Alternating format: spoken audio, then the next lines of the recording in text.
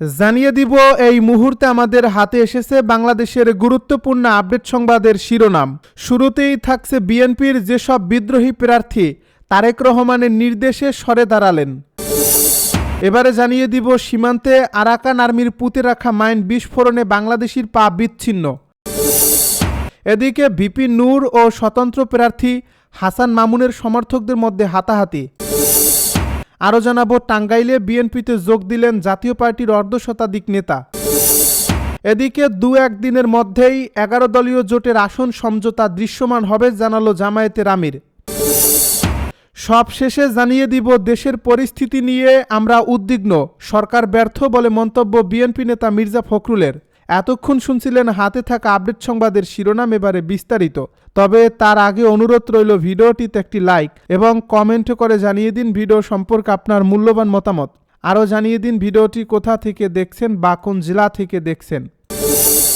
বিএনপির যেসব বিদ্রোহী প্রার্থী তারেক রহমানের নির্দেশে সরে দাঁড়ালেন। শরিকদের সঙ্গে আসন সমঝোতার ভিত্তিতে আসন্ন ত্রয়োদশ জাতীয় সংসদ নির্বাচনে অংশ নিচ্ছে বিএনপি। তবে ধানের শীষের মনোনয়ন না পাওয়ায় শতাধিক আসনে দলের নেতারা এখনও স্বতন্ত্র প্রার্থী হিসেবে মাঠে রয়েছেন।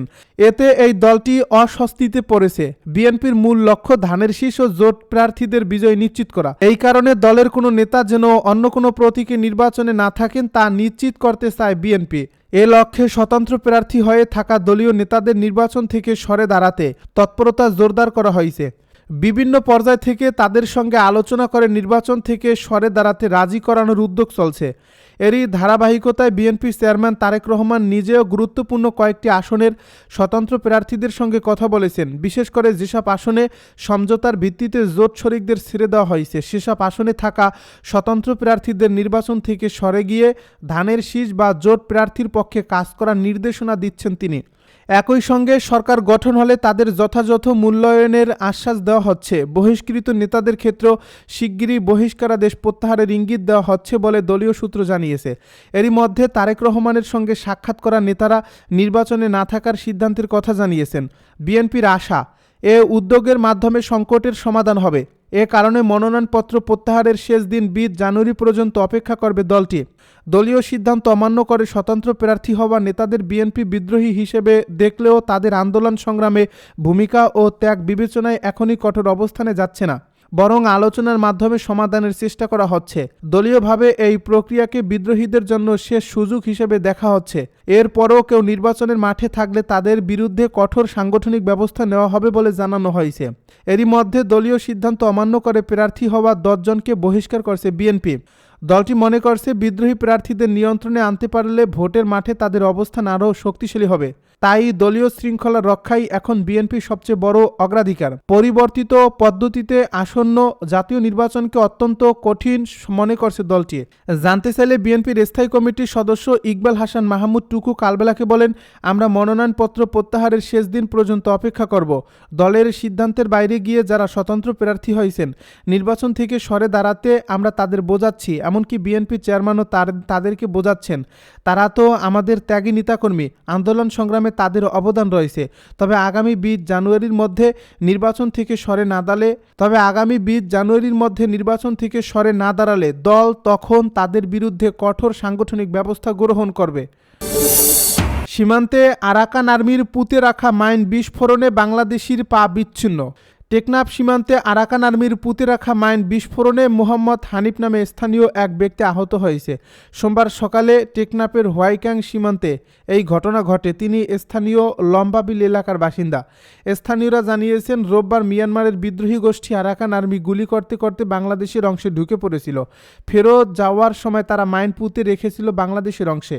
পরে সোমবার সকালে নিজের চিংড়ির ঘের দেখতে গেলে সেখানে মাইন বিস্ফোরণে ডান পা বিচ্ছিন্ন হয়ে যায় হানিফের। পরে স্থানীয়রা উদ্ধার করে তাকে হাসপাতালে পাঠায়। এদিকে রোববার আরাকান আর্মির গুলিতে শিশু হুজাইফা গুলিবিদ্ধ হওয়ার ঘটনায় সোমবার সকালে মানববন্ধন করছে স্থানীয়রা। হোয়াইক্যাংয়ের তেসি ব্রিজ এলাকায় অনুষ্ঠিত মানববন্ধনের অংশ নেয় স্থানীয়রা। এ সময় তারা বিজিবির গাফিলতির কথা তুলে ধরে সীমান্তে নিরাপত্তা জোরদারের দাবি জানায়। গুলিবিদ্ধ হুজাইফা বর্তমানে চট্টগ্রাম মেডিকেল কলেজ হাসপাতালের আইসিইউতে রয়েছে। বিপি নূর ও স্বতন্ত্র প্রার্থী হাসান মামুনের সমর্থকদের মধ্যে হাতাহাতি। পটুয়াখালী ৩ আসনে নির্বাচনী প্রচারণাকালে বিএনপি নেতৃত্বাধীন জোটের প্রার্থী বিপি নুরুল হক নূর ও স্বতন্ত্র প্রার্থী হাসান মামুনের সমর্থকদের মধ্যে হাতাহাতির ঘটনা ঘটেছে। রোববার বিকেলে বিএনপির বরিশাল বিভাগীয় সাংগঠনিক সম্পাদক বিলকিস জাহান শিরিনের উপস্থিতিতে ১০ মিনা উপজেলা বিএনপির কার্যালয়ে এ উত্তেজনার সৃষ্টি হয়। নুরুল হক নূরের পক্ষে অবস্থান নেওয়া কয়েকজন বিএনপি নেতা দলীয় কার্যালয়ে প্রবেশের চেষ্টা করলে সেখানে আগে থেকেই অবস্থানরত স্বতন্ত্র প্রার্থী হাসান মামুনের সমর্থকদের সঙ্গে বাকবিতণ্ডা শুরু হয়। এক পর্যায়ে পরিস্থিতি উত্তপ্ত হয়ে উঠলে হাসান মামুনের সমর্থকেরা নূরের সভাস্থল ত্যাগ করেন। পরে দুপক্ষের মধ্যে হাতাহাতির ঘটনা ঘটে, তবে এতে বড় ধরনের কোনো অপ্রীতিকর ঘটনা ঘটেনি এবং আহত হওয়ার কোনো খবর পাওয়া যায়নি। ১০ মিনা থানার ভারপ্রাপ্ত কর্মকর্তা জানান, সাবেক জেলা যুবদলের ভারপ্রাপ্ত সাধারণ সম্পাদক শিবলু খান উপজেলা বিএনপির কার্যালয়ে প্রবেশ করলে হাসান মামুনের সমর্থক কর্মীরা ভুয়া স্লোগান দেন। এতে পরিস্থিতি উত্তেজনাকর হয়ে ওঠে। পরে তিনি কার্যালয় ত্যাগ করলে পরিস্থিতি স্বাভাবিক হয়। পুলিশ জানায়, বর্তমানে পরিস্থিতি শান্ত রয়েছে এবং আইনশৃঙ্খলা বাহিনী সতর্ক অবস্থানে রয়েছে। টাঙ্গাইলে বিএনপিতে যোগ দিলেন জাতীয় পার্টির অর্ধশতাধিক নেতাকর্মী। টাঙ্গাইলে জাতীয় পার্টির বিভিন্ন পর্যায়ের অর্ধশতাধিক নেতাকর্মী বিএনপিতে যোগ দিয়েছেন। সোমবার দুপুরে বিএনপির প্রচার সম্পাদক ও টাঙ্গাইল ৫ আসনে বিএনপি মনোনীত প্রার্থী সুলতান সালাউদ্দিন টুকুর নির্বাচনী কার্যালয়ে যোগদান অনুষ্ঠানের আয়োজন করা হয়। এ সময় তাদেরকে বরণ করে নেন বিএনপি নেতা সুলতান সালাউদ্দিন টুকু। জানা গেছে, সদর উপজেলা জাতীয় পার্টির সাবেক সাধারণ সম্পাদক আবু সঈদ আজাদ, হুগরা ইউনিয়নের সাবেক সম্পাদক মফিজুর রহমান, ৫ নং ওয়ার্ডের সাবেক সভাপতি আব্দুল লতিফ, মগরা ইউনিয়নের সাবেক সাধারণ সম্পাদক মাহবুব হাসান, ৫ নং ওয়ার্ডের সভাপতি জিন্না খান সহ অর্ধশতাধিক নেতাকর্মী বিএনপিতে যোগদান করেন। বিএনপিতে যোগদান করা নেতাকর্মীরা জানান, জাতীয় পার্টি থেকে পদত্যাগ করে বিএনপিতে যোগদান করেছে ধানের শীষ প্রতীকের প্রার্থী সুলতান সালাউদ্দিন টুকুকে নির্বাচিত করার জন্য। সকলেই ঐক্যবদ্ধ হয়ে টুকুর জন্য কাজ করব। ২-১ দিনের মধ্যেই ১১ দলীয় জোটের আসন সমঝোতা দৃশ্যমান হবে জানালো জামায়াতের আমির। আগামী ২-১ দিনের মধ্যে ১১ দলীয় জোটের আসন সমঝোতা দৃশ্যমান হবে বলে জানিয়েছেন বাংলাদেশ জামায়াতে ইসলামীর আমির ডাক্তার শফিকুর রহমান। সোমবার ইউরোপিয়ান ইউনিয়নের নির্বাচন পর্যবেক্ষক প্রতিনিধি দলের সঙ্গে সাক্ষাৎ শেষে প্রেস ব্রিফিংয়ে একথা বলেন তিনি। দেশের এগিয়ে যাওয়ার জন্য স্থিতিশীলতা প্রয়োজন উল্লেখ করে জামায়াতের আমির বলেন, জামায়াত সংস্কারের পক্ষে, দেশবাসীও সংস্কার চায়। বিচার বিভাগ পূর্ণ স্বাধীন হবে, কিন্তু জবাবদিহির জায়গাও থাকতে হবে। ক্ষমতায় এলে বিশ্বের সব শান্তিকামী গণতন্ত্রকামী রাষ্ট্রের সঙ্গে জামায়াতের সুসম্পর্ক থাকবে উল্লেখ করে দলের আমির বলেন, প্রতিবেশী রাষ্ট্রকে প্রতিবেশীর মতোই আচরণ করতে হবে। কোনো নির্দিষ্ট রাষ্ট্রের মধ্যে ঝুঁকতে চায় না জামাত আমির বলেন, এবারের নির্বাচনে মা বোনেরা প্রধানত আমাদেরকেই পছন্দ করবে। আমরা তাদের বিষয় সচেতন। মায়েরা তাদের মতো করে ডিসিশন নেবে, ভাইয়েরাও তাই। সম্পর্কে মিউচুয়াল রেসপেক্ট থাকবে। তিনি আরও মনে করেন, যুবকরা বিশ্বাস করে জামায়াত কমিটমেন্ট রক্ষা করবে, তারা প্রতিফলন ঘটে সম্প্রতি অনুষ্ঠিত ছাত্র সংসদ নির্বাচন। জনগণের প্রতি শতভাগ আস্থা আছে জানিয়ে তিনি বলেন, আমি বিশ্বাস করি বাংলাদেশের মানুষ সঠিক সিদ্ধান্তই নেবে। নির্বাচনে দেশের গণমাধ্যমকে কোনো দলীয় মাধ্যমের ভূমিকায় না থেকে পক্ষপাতমূলক আচরণ থেকে বিরত থাকার আহ্বান এবং নির্বাচনের লেভেল প্লেইং ফিল্ড নিশ্চিতের দাবি জানান ডাক্তার শফিকুর রহমান। দেশের পরিস্থিতি নিয়ে আমরা উদ্বিগ্ন, সরকার ব্যর্থ, বলছে বিএনপি নেতা মির্জা ফখরুল।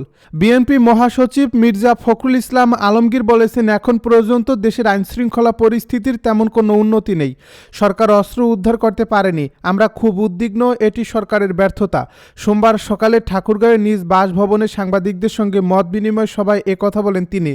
বিএনপি নেতা মির্জা ফখরুল বলেন, আমরা আশাবাদী নির্বাচন চলাকালীন দেশের পরিস্থিতির উন্নতি হবে। এখন পর্যন্ত নির্বাচনের পরিস্থিতি ভালো, প্রচারণা শুরু হলে পরিস্থিতি বোঝা যাবে। ভারতে বিশ্বকাপ প্রসঙ্গে তিনি বলেন, ক্রিকেটের ব্যাপারে রাজনীতি জড়িত আছে, দেশের সম্মান জড়িত আছে। ক্রিকেটকে অপমান করা মানে দেশকে অপমান করা। ক্রিকেট বোর্ডের সিদ্ধান্তের সঙ্গে আমরা একমত।